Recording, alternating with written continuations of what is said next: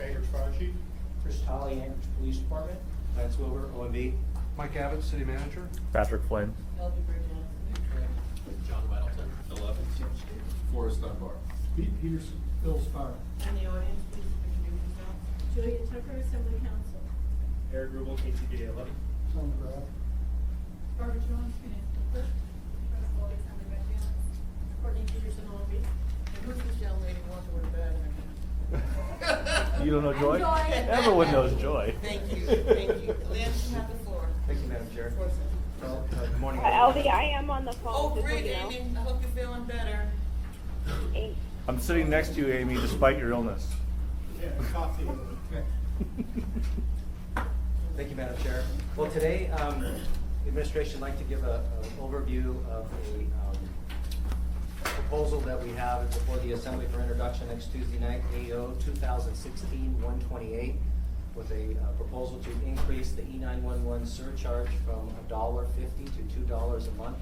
And what I'd like to do today is sort of run down a little bit of some of the parameters that we work with at the state level, some of the costs that we currently are incurring, some of those expenses, and then a little bit about where we'd like to go forward in the future. And we've done some research on how our proposal would compare to other jurisdictions around the municipality, and all the material is available in your slides.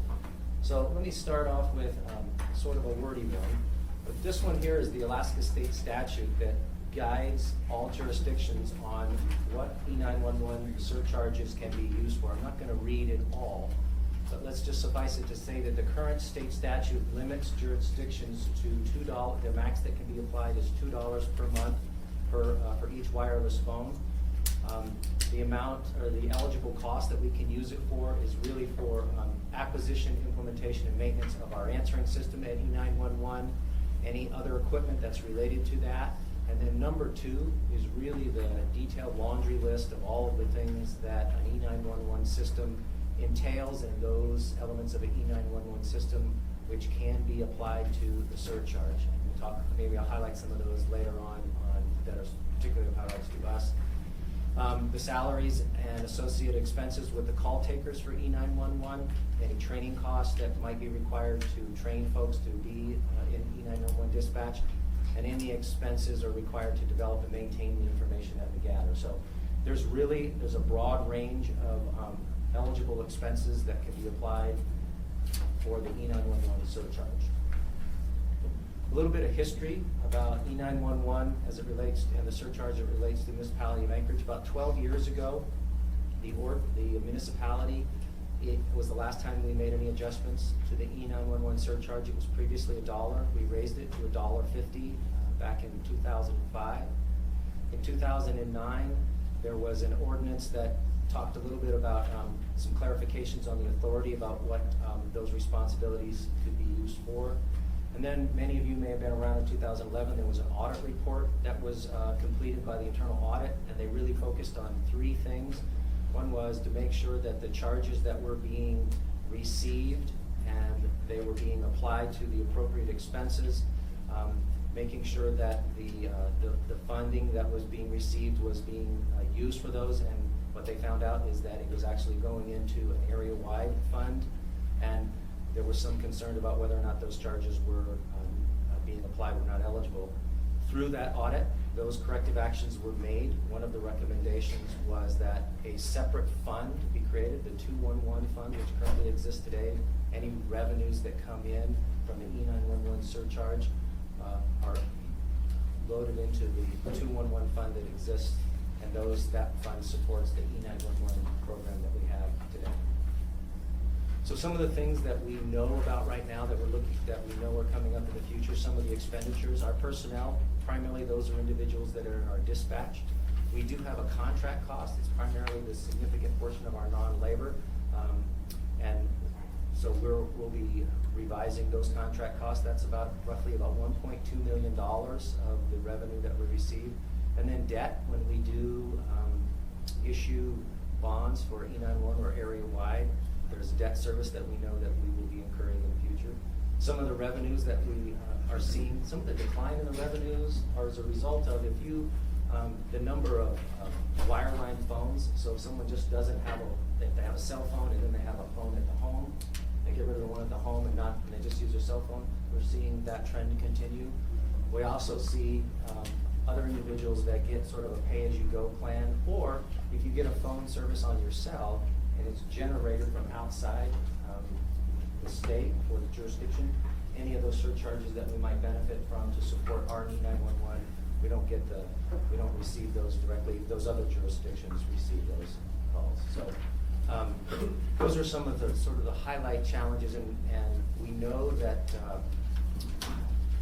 the expenses on E911 are going to continue to increase.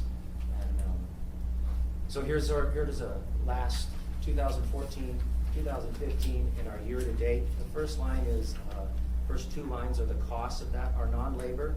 I mentioned most of that non-labor is in a contract that we have that helps us support our E911 system. The IGC, so when those revenues come in, the cost for E911 support, they are intergovernmental charged out for a total expenditure in 14 of about $7 million, 15 about $7 million, in 2016 year to date, almost $5.5 million. Our revenues in the same amount of time with the surcharge at $1.50, you see the revenues are they're roughly a little under 7 million in 14, a little over 6 million.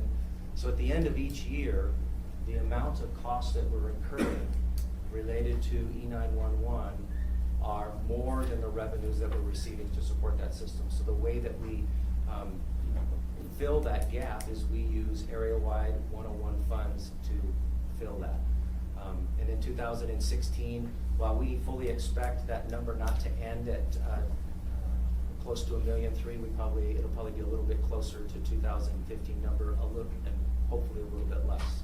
So there's some trends that we are seeing, and that's primarily one of the reasons that the administration is bringing this proposal together, so that the surcharge can help support the service in which it was created. So some of the costs, again, these are really highlights as it relates to our E911 service here in the municipality. These are really the highlights from the first slide. We do spend our surcharge to support dispatcher time when they're making, taking, or transferring calls as it relates to E911. Any time that would relate to training of dispatcher, and E911 does require some training. Equipment expenses, the consoles, the screens, the technology, everything that you see in that room is an eligible expense. And though equipment needs to be updated, and just like any technology, depending on the technology, a 3, 5 to 7 year sort of turnaround on that improvement is required.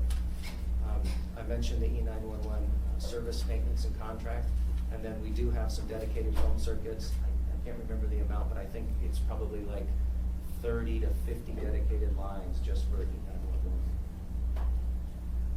So maybe for some comparison to see how other jurisdictions around the state of Alaska are comparing to what we are currently paying. This is data based on 2015. What we've discovered is that actually ADAC, as of the 2016, they do not have a surcharge of $250. They don't have any service evidently there, but pretty much every jurisdiction is going to the maximum amount that's allowed under state statute. There are some changes once you get down to about Juneau, Dillingham, Sitka. You recognize that they're all under the $2.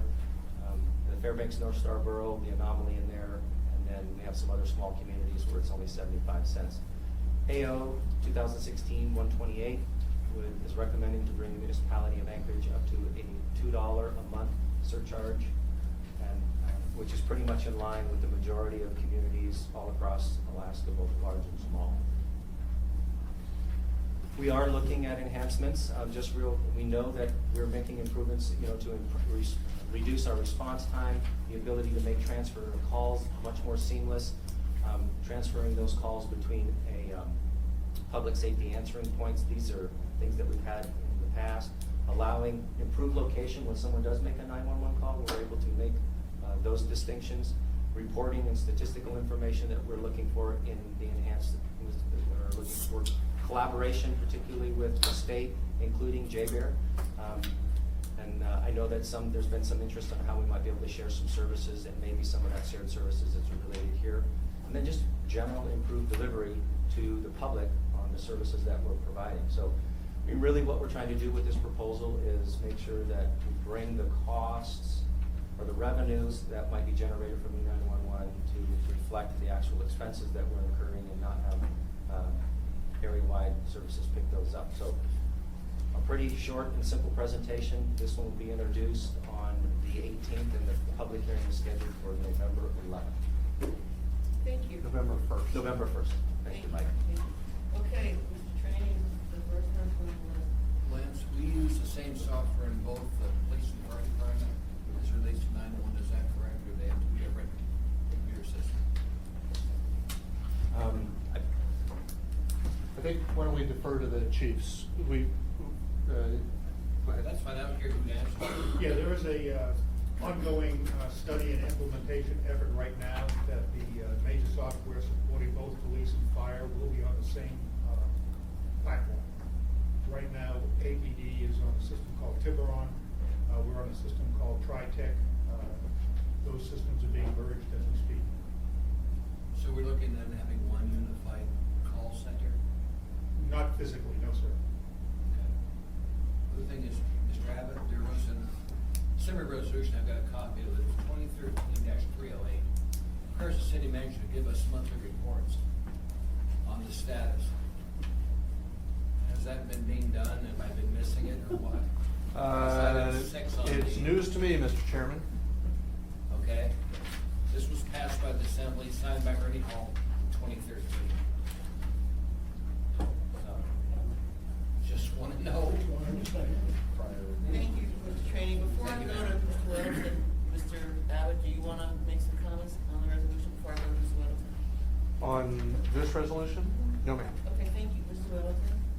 I just, so if people who live in Girdwood are paying the fee as well, and are they getting when they switch to Whittier, what's the funding rules in that case? Whittier So gets some I can of start on that. Anchorage will still be and is currently the PSAP, the Public Safety Access Point, for the entire municipality. So we are still providing some 911 functions for Girdwood. Currently, if a call comes in that is not, if it's for fire, it's dispatched out of the Anchorage Fire Department Dispatch Center, regardless of where in the municipality it is, and regardless of which of the fire or EMS operational entities responds. Girdwood, Anchorage Fire, Chugach Volunteers. Those are all dispatched by AFD's dispatch center. For police, again, Anchorage and the APD dispatch center is the PSAP for all of Anchorage. If it's for police services outside of our service area, we're currently dispatching or transferring the call to the troopers. In the future, we will dispatch some calls to Whittier, or transfer some calls to Whittier for Girdwood, assuming we get lined out on Whittier, and the rest of them will be transferred to the troopers for turning it on. This would be the same that we do for UAA, the Anchorage Airport, J-Bear, and other. Good point. Do you know if Whittier is charging their cell phone? I don't remember whether they were on this list or not, but they certainly can. They were not on the list. Mr. Falsey, did you want to make a comment? I would say I don't have personal knowledge of whether Whittier is charging an E911 surcharge. I suspect they're not, because I don't think they have an E911 system. But in answer to your specific question, the Could you go a E911 little surcharge, closer because we can't hear you better? if we are able to negotiate terms with Whittier, the E911 surcharge would still be collected on Girdwood-based phones. The information would still be handled by the APD dispatchers, and then it would be verbally confirmed with the Whittier folks. So we would still be performing the enhanced 911 services through our dispatch center. Thank you.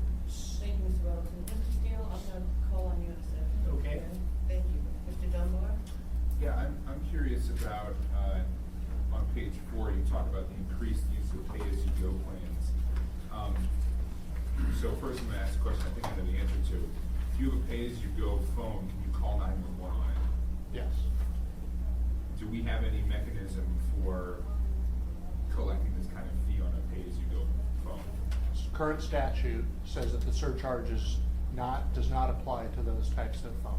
So it's a state statute problem. Okay, maybe that's something we should have added to our request of the state. I assume it's not just us that's dealing with it, though. I mean, it sounds like that, as it increases in places like Fairbanks and Juneau as well, you have essentially people who are getting a service who are not contributing to that service. Oh yeah, there's lots, and the pay-as-you-go plans, and then there's the voice over internet. Internet phones are the same way. So and that's a growing percentage of the overall phone market all throughout the country, are those alternative systems that are not based on sort of local providers. It's a little bit outside of your purview, but have other states been able to figure out a way to, at least for the pay-as-you-go phones, where the number I believe is inside the state it's sold in, unless I'm mistaken, have they found a way to collect revenue on those? I don't know. Thank you, Mr. Dunbar. I have Mr. Peterson, Evans, Dale, and then Flynn. Mr. Peterson. But we'll get, may I address Mr. Dunbar's specific Certainly, point? Certainly, Madam Mr. Chair, Flynn. am I in the queue somewhere? Excuse me? Am I in the queue somewhere? You are now. So, Mr. Flynn? yeah, specific to Mr. Dunbar's point, I've employed a lot of younger people in my career, and they tend to maintain the number of the phone that they started with, wherever it was. And in fact, she's not here, but one of the reporters who covers the assembly is one of those people. I didn't employ her, but they have a number that's based where they're from, or where they got it, and they bring it here. We have no mechanism to charge them. The pay-as-you-go is a different issue, and I'm not sure how that could be addressed, but in terms of portability, I don't think we have any ability to touch that unless the FCC makes a touch on it. Thank you, Mr. Flynn. Mr. Evans? Thanks, and mine are just kind of general comments, and it's nothing that you haven't already thought of, I'm sure. And each one of these recent fee increases all separately make sense, stand on their own. But I do have to admit, and I think the overall impression is going to be very difficult, that within the span of a week, we just talked about raising property taxes, wastewater taxes, electric bills, and now this, the 911. And like I said, every one of them on their own analysis makes sense, but the collective effect, I think, and the perception is going to be hard for folks to swallow. So, and I know you realize that already, but I like stating the obvious. So, Thank you. Thank you, Mr. Evans. Mr. Steele? And we're getting comments on those already. The fact that a call from Girdwood comes into us and then we relay it to Whittier, does Whittier have a charge such that there's a double charge for that, or No. how do things work? No, phone lines only pay one E911 surcharge, depending on what city your phone is originated in. And so there would not be double charging. Thank you, Mr. Steele. Mr. Starr? Well, I'm happy to get into the conversation, and thanks for bringing the topic to us again. It's ongoing, and thank you, Mr. Trainee, for having some historical knowledge on it by bringing forth the policy guidance document. And I think, Mr. Wilbur, no offense, but you forgot some things in your slide on history, including this directive. And it sounds like a lecture. I could have done a PowerPoint because I'm vested in the topic for a lot of different reasons. Historical perspectives, I've run committees on the conversation, been appointed to various committees and interfaced with previous chiefs and previous mayors to get all this to come to be. And where we're headed is we're headed for next generation 911, NG 911. And so the idea that we're getting there has been a policy call that this assembly's invested in several ways. One is we've tried to chart a progress for the executive branch to follow, which has been relatively good, although Mr. Abbott got the for not having monthly reports. One of the milestones that took place was an ad hoc work committee that came together, both the departments, AFD and APD, based on expiring software, both in the computer-aided dispatch, the CAD program, as well as the records management system. So what ended up happening was an ad hoc committee, which I ran, became a little bit volatile. It was hard to understand both the needs as well as to continue to provide current services. What this assembly ended up doing was kicking the whole thing over to Pete Rasmussen and an independent auditor committee. That was put together, and a recommendation came out of that to buy TriTech software. That was done in 2015. I believe that slide should have made your historical slide, because that was a milestone in having a similar platform to accommodate both departments with an intentional goal, I believe, to share services where they could be, whether they be consolidated dispatch or, as your case identified, a more robust PSAP. And that would be much more in line with what's happening in the lower 48. Public safety access points, PSAPs, are encompassing all types of calls from the municipality in a call center, true call center. In our situation, we would consolidate dispatch probably primarily only between AFD and APD. But what you're seeing in the lower 48 is they're consolidating between municipalities and outsourcing services that other municipalities are too small to encompass. Thus your Whittier model, for example, they're outside but have a need for dispatch services. I don't believe that's where the assembly directive went, because it became problematic to say we would take over Wasilla or we would do Soldotna dispatching. That isn't where the policy directive came from all of that. But truly the trend on advancing to NG911, we have to up our game, guys. E911 is outdated. It's 40 years old based on switching gear, technology bases. They're not internet protocols. So the idea when we went with TriTech was to say, hey, here's it goes. We lobbied this CIP, so the CIP came from a $3 million grant and based on the approval of 2015. Went out for RFP. The committee was 7 members, Anchorage Police and Fire, and 4 vendors were brought down to a committee members between AFD and APD. 7 members. The Pete Rasmussen running the meeting came back to buy TriTech.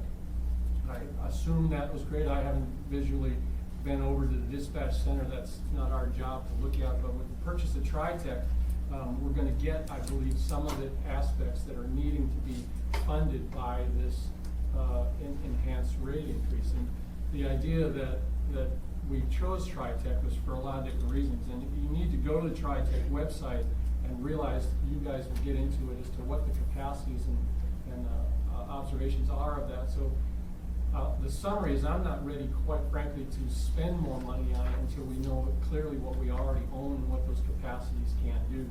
If I can keep going here, Madam Chair, just for a minute.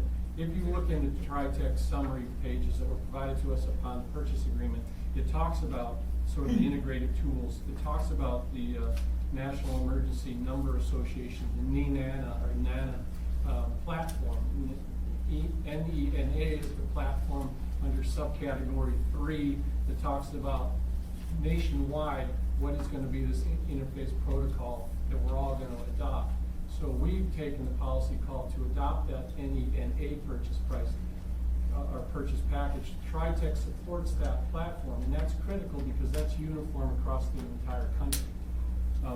With those specifications comes SMS interface. It comes with video ability to download on-scene video sites. It comes with IM and text messaging capabilities in TriTech already. And that's my point, is that that's the conscious nature that missed in the historical conversation. We've advanced the conversation to the next enhancements already with a funding stream, both the $3 million appropriation that went into buying the program, implementation, and that back in 2015. There's funds available in that $3 million appropriation. It's already taken place. You already own TriTech. So I believe that the faster we can get to TriTech, we enhance our PSAPs and we deal with some of that. Will it face the hard questions of do we consolidate the 2 dispatch centers? I think we should. Technology is driving that itself. We need to look at the Emergency Operations Center. Every time we do an enhancement to one of your desktop computer centers, we have to go do the same enhancement to a building that hardly ever occupied. So the idea that we need to face the music was written in this policy directive and approved by the Assembly for various reasons, so we could advance that ball down the field to NG911, and we've got to get there. I will not go through what happened in my community years ago when we had faulty addresses and we couldn't dispatch appropriately and we did gunshots over cell phones. and we couldn't send a service provider or a public safety officer to the scene. That was horrible. I don't blame anybody for that, no one does. We've come a long way. The addressing, the duplicate streets program, all of that stuff has been a conscious effort, and I believe this administration needs to ramp up to historical data where we've advanced the ball down the road. In April, you're gonna lose all that historical knowledge. I leave the body, Mr. Trainee, Ms. Gray Jackson leaves the body. We advanced. Actually, Dick will still be here, but I'm gone. Well, then, good thing, you better learn, Dick, because we need a lot, but I guess the point is, we have a lot of action, and we've moved forward with concentrated effort to not be deflected here. I don't wanna talk about E911, I wanna talk about implementation on NG911. Where's the TriTech implementation? Are we gonna face the conversation about consolidated platforms? Is our EOC the right answer to continue to pour money into an outdated brick building that has circuitry switching over, not based on internet platforms, and yet J-Bear's got your name on a seat over there, Mr. Abbott, at the operations center in J-Bear. We have a major crisis. I want to revisit the conversations. I'm not ready to hit everybody's cell phone. I think that is not the answer that I want to bring to the table yet, until we have information and updated reports on it. How long is it going to take to get the TriTech implementation to come to be where we actually get some of these enhancements already that we paid for?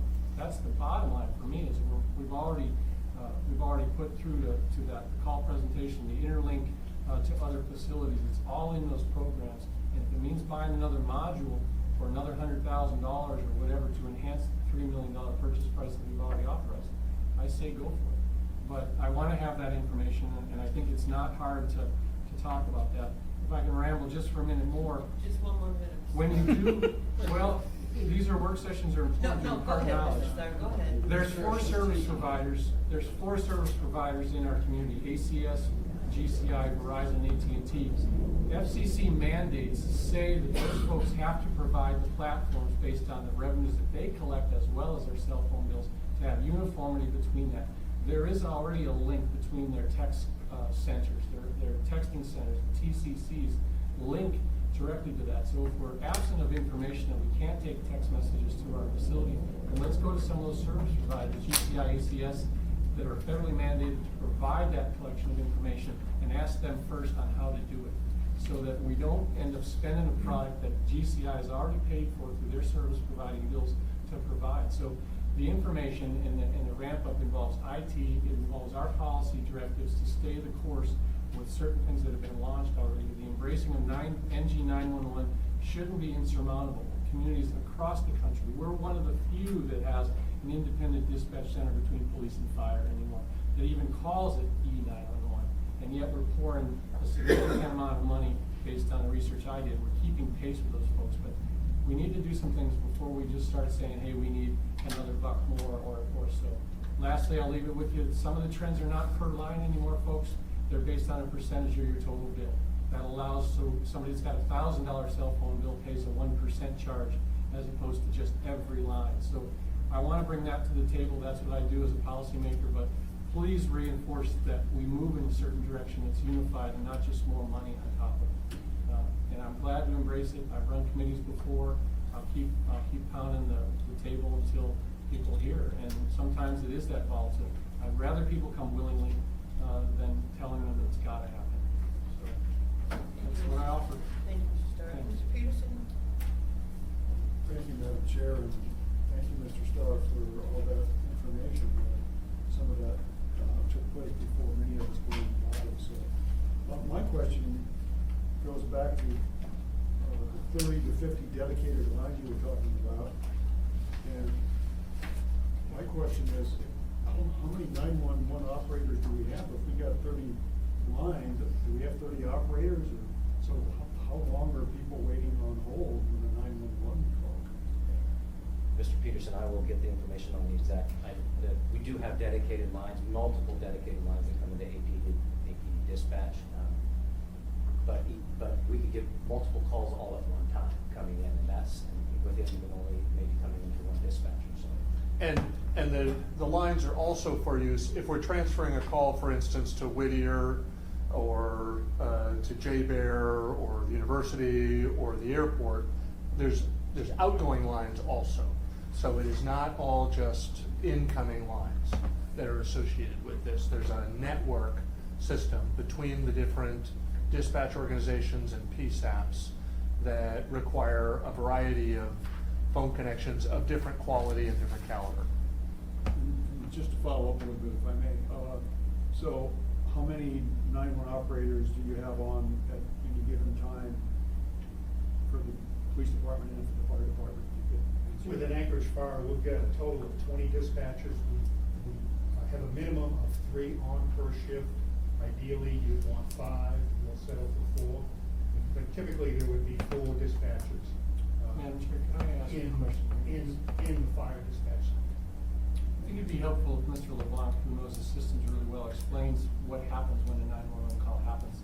APD is the primary service call answerer. So could you elaborate what happens when somebody calls 911? Well, when you dial 911, it does go into the APD dispatch center. And in our case, if the dispatcher recognizes it's a fire or a medical emergency call, that call gets transferred over to AFD's dispatch center. Typically, the APD dispatcher will remain on the call to ensure that it's transferred properly and that everything is progressing properly and there is no need for APD to respond. Then once we've accepted the call, APD may drop off, and then we have criteria-based dispatching protocols that the dispatchers will follow to make the determination of what type of response, whether it's fire, hazmat, traffic accident, or pure medical emergency. Yeah, but those dispatchers aren't in the same room though, right? They're somewhere across town. APD is located in the APD headquarters. AFD is located in the first floor of Station 12 there at Diamond and the Seward Highway. And effectively, when we go live next year with the new computer-aided dispatch system, when we're both on TriTech, physically we could be 100 miles away, but seamlessly we will be together. Technologically, we'll be together. And it speaks the same with the emergency operations center. There's nobody at the emergency operations center typically there, right? Typically, that is not occupied, Yeah. except in the case, I think you've just had your dispatchers over there for a period of time as we do software maintenance. But you could run the emergency operations center in theory, then with TriTech, you could run it from anywhere, in that the physical hardware doesn't necessarily drive it anymore, it's like programmed. I mean, the technology will be equivalent to a surgeon at Alaska Regional operating on a patient in Afghanistan. You physically don't have to be there. So I'm worried about the link between the time frame that changes, the link between the APD answers the call, then you physically say, so we're losing another couple seconds in the transfer, and then when you say, well, that's a J-Bear call or a Whittier call, I'll connect you with that, then potentially we lose other time in that, Chief? If you had to transfer it to Ted Stevens or J-Bear, there would be some time, but it's virtually instantaneously in the new system.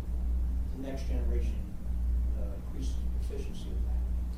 Yeah, and I'm not here to critique, but I didn't mean to hog the question. It's just, I think it's helpful to understand how that happens. And when you listen to 911 tapes, the APD answers the phone call, what's the nature of your emergency, and they move that question through. Then when it comes over to fire, some of those same questions get repeated again. And I've heard frustrations with the protocols are overlapping. It's like, what's the nature of your emergency is 2 questions answered twice to somebody that might be hysterical or really have something. So I just put that out there, so the seamless nature of it is it's not quite there yet, but thank you for the answer. Thank you, Mr. Starr. For the record, Mr. Kaufman joined us. I'm coming back to you, Mr. Thank you, Madam Chair. And so, Mr. Tully, Chief Tully, how many do you typically have on? So we have about, not quite double that, and there's 9 lines that come in, and then that can be answered. And then if those are maxed out, then things go into a queue.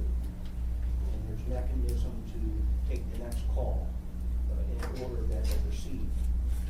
So that's why they try to get on a call and clear the call as quickly as possible, mostly when you have a lot of calls coming in, because you want to make sure you're not blocking something else from coming in.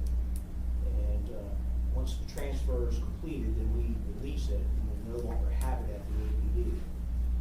That site can be mobilized. So right now we're doing a roofing project, so we are over at EOC. We've been there for a couple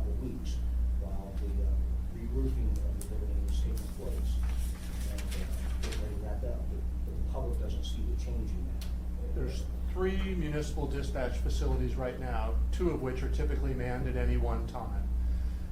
Normally, there's one at APD and there's one at AFD, and then we have a backup that can function for either or both of those at the Emergency Operations Center there at 13th and C. And that's where APD is currently operating because of the maintenance work that's going on in their building right now. Typically, that emergency operations center is only, people are only there about, once every 3 months to make sure the equipment's all up and working. That's correct. It's in warm standby all the time and can be energized in less than an hour. And specifically on that point, let's remember that's where we house 211, which is our backup. And that's staffed by United Way, actually. So it's not an unused facility, it's just not used for emergency response unless there's overflow. Thank you, Mr. Friend. Mr. Peterson, anything else? Thank you. You're welcome, Mr. Peterson. Mr. Abbott, I have you in the queue, but you're still. I just wanted to briefly update. We're more than comfortable making a presentation on the status of the NG 911 transition that's underway. As the chiefs mentioned, that'll be in service in 2017. It's been underway for more than a year now. And as Mr. Starr alluded to, there was a selection process made a while ago. That is moving its way through the process and will be online in 2017. And we do expect there to be some efficiencies related to both the technology as well as the customer experience, if you will. We will be able to accept data through the 911 system, which we currently cannot accept. That's one of the features that the public will recognize immediately. It will not change the staffing requirements of the dispatching operation based on our current expectations of the system. So budget-wise, I do not expect it to change the staffing levels required to run the dispatch organizations for the public safety system here in Anchorage. There will be differences in the technology costs, most of which are anticipated in the 2017 budget. Thank you, Mr. Abbott. Just a comment before I go to you, Mr. Dunbar. Mr. Abbott, I think it's important, based on the comments that Mr. Starr made, that we do have a work session on that. The public hearing's not scheduled until November 1st, and I'd like to see a work session before that. Sure. Thank you. Yeah, Mr. we can Dunbar. be ready for next week or the week after. We'll work on it. Thank you. Mr. Dunbar? Well, if possible, another thing I'd like to add to the agenda for that work session is a description, perhaps from legal, about what statutory changes might be possible or might be needed at the state level to address the problem that I identified earlier, that you guys identified, but I sort of highlighted the use of the pay-as-you-go plans. Because if we continue in this trend, what we're doing essentially is, raising the fees and squeezing more out of a shrinking number of people. And I'm not very comfortable with that. I would rather us maintain the same level of fees and spread it out amongst a larger number of people if everyone is getting the same quality of service, which is the case. So Mr. Flynn highlighted the people that come in with their old, I did the same thing. I went to grad school in Boston. I had a 617 number for a while after I got back. And I don't think there's much of anything we can do about that, but I would like to have more information from the administration about what we can do on the state level to capture the pay-as-you-go plans or similar phone services that are not currently paying the fee. Thank you, Mr. Dunbar. Mr. Starr? I ask for information and we typically get it, so if I have to formally put on the record that somebody needs to go research out, I've called GCI already, they're gonna get back to me on what do they already get money to do for us in terms of some of these other enhancements that are driving some of that. So I'm trying to face the music a different way as opposed to just sort of throwing money at it. 2017 isn't too far away. So the idea that there may not be any gains in labor efficiency is where the rub is. There's no minced words here. That's the resistance, is that to consolidate may require that people would not retain their current positions. right now, if the call center backs up over there at APD, there is not a mechanism, and you can correct me, Chief, if you want, there's not a mechanism to say, hey, wait a minute, we've got some idle AFD dispatchers who are technically qualified to take those calls. So when you sit on hold at APD, it's because they're waiting to free up an APD dispatcher as a funnel point. A consolidated dispatch program that everybody uses across this country very effectively encompasses all of those dispatchers that share the same software, similarly dispatch the same type of resource requirements. Granted, it gets different when you're dispatching individual officers and seeing response. That's not what I'm talking about. It's the initial application of that, and then the dispatch of resources as your supervisors take over and say, I need 3 cops and roll 2 more ambulances. That's a different program. So, you know, to continue to beat the drum on and tell us what we have already bought and what we're going to get with the enhancements, and what beyond Mr. Abbott's critique on where we won't see any labor efficiencies, I don't buy that. I see a need to make sure that we revisit the policy that says this is best practice as established throughout the United States. NG 911 is best practice. We're still way behind the E911. So what does our NG 911 look like? And I think we visited the conversation no less than 5 times in my career on this body. And so we really need to revisit the policy statement and not just have a work session, but interface with where that implementation is going. And I'm gonna be back to the same questions. If we're not gonna put people in the same room, then why not? Because the benefits don't explain to me is why would you be across town when you could see an overloaded dispatcher across the room and say, hey, wait a minute, I'll take those calls, or back it up a supervisory nature. One dispatch supervisor, now we have 2 or 3. So I don't want to let the conversation go. This is what we do. We tell the executive branch how to implement. We do that based on policy. And oftentimes it's collective and we just agree. But in this particular case, I want to make sure it's far too serious that we don't agree or we don't realize what we're getting in the implementation process. So I started this by, if we have to mandate what I needed at work sessions, it's what policy are you following if you're not going to consolidate the dispatch centers with personnel. We also need to reinvest in the emergency operations center every time we buy one of these programs. Does that make sense? The JBER, I encourage a tour of the JBER Operations Center. It's far, far better than ours, Emergency Operations Center. And they take 3 of our key personnel in a major emergency anyhow. Mr. Abbott, you report to the Emergency Operations Center, I believe, under their protocols. Are you talking about the National Guard facility, or are you talking about the? One on JBER. Well, there's several on JBER. Yeah, but There's the one that the active duty, that Colonel Howard, or now it's Colonel Knight runs. Yes. That's the one, on the old Elmendorf side. Yeah. Is that the one you're talking about? That's the one that has your name on the back seat of that. I think my name, there's a seat for the muni manager and half a dozen Okay. EOCs. Yes. Well, the bigger conversation is, do we want to continue to support the technology-driven EOC when Tri-Tech's going to be portable? Mr. LeBlanc said it. They could be 100 miles apart and they could dispatch effectively. So I think we all need to get better at this before we just say more money is the solution. And so if we're going to mandate what's at that work session, it's a compliance with our policy, which I bring to 2013 as the unanimous approval. I want somebody to visit the vendors and GCIs and Verizons of the world, and what are they paid to provide when it comes to this platform as well. And so if we're spending money on interface technologies, and they have it, and they're supposed to provide it to us based on federal mandate, then let's have them produce the solution as opposed to us driving more money at the answer. So, and financially, I like a business model to assume it based on a percentage. The training is not a per line. It's punitive to a college student who has a $39 policy to charge him $1.50 or $2. It's not so punitive on a guy who's got a $1,000 corporate account that can pay more. So the justification on per line versus a percentage of your overall cell phone bill. And again, that's a state law change. Right now, the only mechanism that's available, according to state law, is a per line surcharge. Well, we have to start changing the laws. Thank you, Mr. Starr. Okay. Mr. Training? I'm not clear on what I need at the work session if we're gonna have it. Here's, before you go, Mr. Training, here's what I'm gonna suggest, Mr. Starr. Please. Because everything you're saying makes sense, and I think most of us, if not all, agree with what you're saying. So could you put your request in writing so the clerk can send it to the administration so that when we have a work session, Sure. we can schedule for an hour and a half to make sure everyone is interested. Okay, I can, and I can give the data. I mean, That there's would the be great. purchase orders, the stuff that I feel like the administration either isn't aware of, has missed, or isn't fine, adopt it. I don't wanna have this argument, but when you put the resolution in front of them, I suppose we could have put it into an ordinance, but it was, hey, we need to upgrade our software, what are we gonna buy?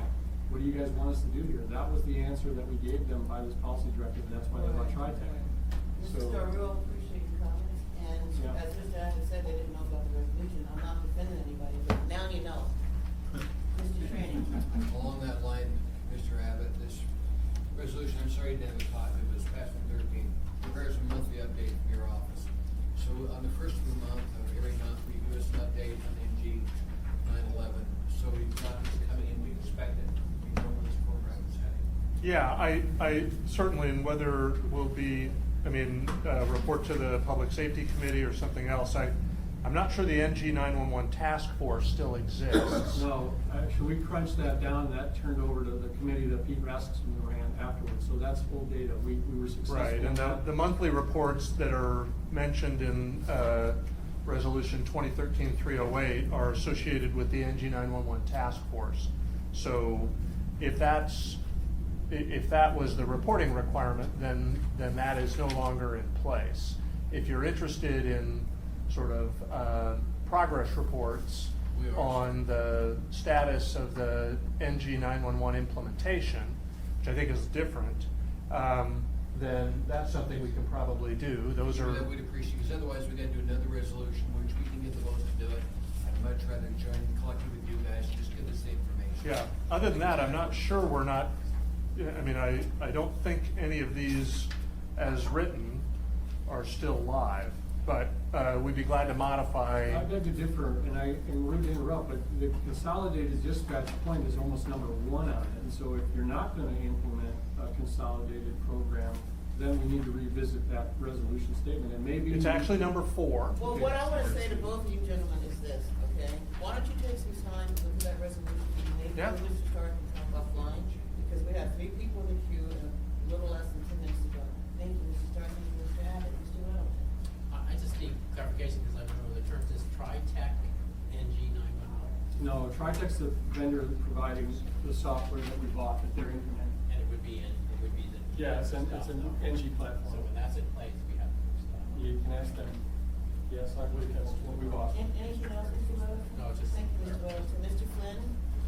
Yeah, just a little bit of pushback to Mr. Starr here. I appreciate the resources that J-Bear brings to our community, and in so many different ways. However, I am very uncomfortable with the idea of housing our EOC or dispatch functions on their facility. There is a reason that there's a divide between the civilian and the military authorities. And I specifically remember being present in a meeting where we talked about providing power in the instance of a significant outage in our electrical system. And of course, some of the ML&P generating facilities are dual purpose, they can use diesel. And the issue was raised of using jet, which is essentially diesel, to power those facilities. And someone on the civilian side said, well, there's a great deal of diesel capacity at J-Bear. And the J-Bear officials said, yeah, and that's where it's gonna stay. So they have a mission. I honor it, I appreciate it. We have a mission, it's a little bit different, not dramatically so, but I am very uncomfortable with the idea that we would house civilian EOC or dispatch functions on a military facility that may go into lockdown for a very good reason and not permit access to our civilian responders. And that was a point we never were able to go. So point 5 in here, the resolution dealt with the need to update the emergency operations plan to work out those issues. As we became more technologically portable, bricks and mortar was the reason all this came about. The building fell over, it was uninhabitable, we had to go over there. So now you're talking about other things, technology failures, but you've got new changes to the programs now. A new power plant that MEA runs with backlinks and power interruptions. So the resolution, which has not been done, I don't believe. We haven't updated it. EOP has been done, emergency operations plan update would address that policy call as to why are we gonna continue to invest in bricks and mortar? Because every time we do a laptop computer upgrade or a portable device that goes to the APD, AFD, we put another piece of hardware over there. and it sits there and gathers dust until it outdates. It seems to be a lot of money spent on things that we use for 5 hours. A year. certain degree of redundancy is reasonable. How much is Yep. the question? I believe you're right, Mr. Flynn. I agree with you on several points, and the suggestion was other opportunities with the State of Alaska Op Center, JBEAR, ASD, all that other stuff, maybe a joint base that we all co-fund. I don't know the answer there, but we really want to find out before an emergency. Anything else, Mr. Flynn? That was all, you know, Thank you, Mr. Flynn. I've dealt with these emergencies Thank you, before. Mr. Dunbar. You know, I had a point about, and I think Pat knows it, that when we talk about JBEAR, it's not a monolith. And there actually already is a joint operations center that's part of the Department of Military and Veterans Affairs that is civilian, that is literally underneath the Guard Armory, which is state and not federal. And so, you know, but I don't think it necessarily contradicts your points about the base being locked down. But I guess just to point out that there already has been the civilian military consolidation over there. It's just on the Guard side, not on the active duty side. Yeah, and I think that's what the resolution refers to, is the state facility on JBEAR. So that's the one that, and of course, they're not a dispatch center. Thank you, Mr. Dunbar. Mr. Steele? Yeah, access is still an issue, however. It is.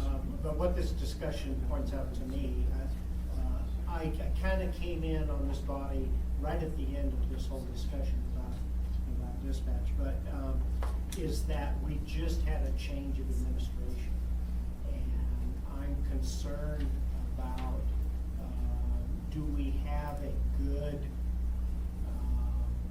when we lose experts out of an administrative change, do we have a good way to transfer this history?